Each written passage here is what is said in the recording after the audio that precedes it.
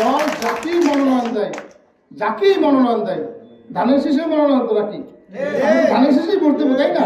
দলের সাংগঠনিক প্রক্রিয়ায় যারা জড়িত দীর্ঘদিন পর্যন্ত তাদের যাচাই বাছাই করে তাদেরকে মনোনয়ন দেবে। ইনশাল্লাহ আমি আপনাদের সন্তান হিসেবে, আপনাদের ভাই হিসেবে আমিও শতভাগ আশাবাদী। ওই যে ইন্ডিয়ায় বসে অনেক চক্রান্ত করছে, পার্শ্ববর্তী রাষ্ট্র জড়িত এই চক্রান্তের সাথে। কিভাবে নির্বাচনটি ভণ্ডুল করা, কিভাবে উনি বারবার বলে না যে এই যে ঢুকে যাব, এই বর্ডারে আসছি ঢুকে যাবো, বলে না বারবার? হ্যাঁ, ওনাকে আমরা আনবো, তবে আনবো কিভাবে? গলায় ফাঁসি রশি ঝুলাতে, ঠিক কিনা?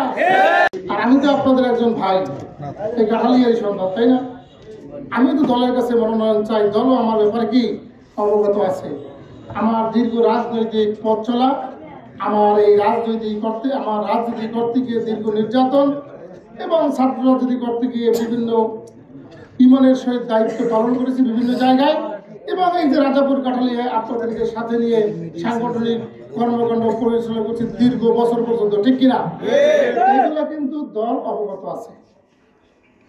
দল ইনশাল্লাহ সেই নির্যাতন, দলের সাংগঠনিক প্রক্রিয়ায় যারা জড়িত দীর্ঘদিন পর্যন্ত তাদের যাচাই বাছাই করে তাদেরকে মনোনয়ন দেবে।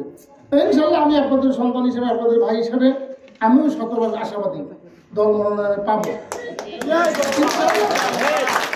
দল যাকেই মনোনয়ন দেয়, যাকেই মনোনয়ন দেয়, ধানের শীষে মনোনয়ন তো রাখি, ধানের শীষেই ভোট দেবো, তাই না? দল যাকে মনোনয়ন দেয় আপনারা প্রতিজ্ঞা করেন, তাকে কি আপনারা কি ধানের শীষের প্রতি নির্বাচন তো করবেন কিনা? আপনার দুই হাত তুলে থাকেন।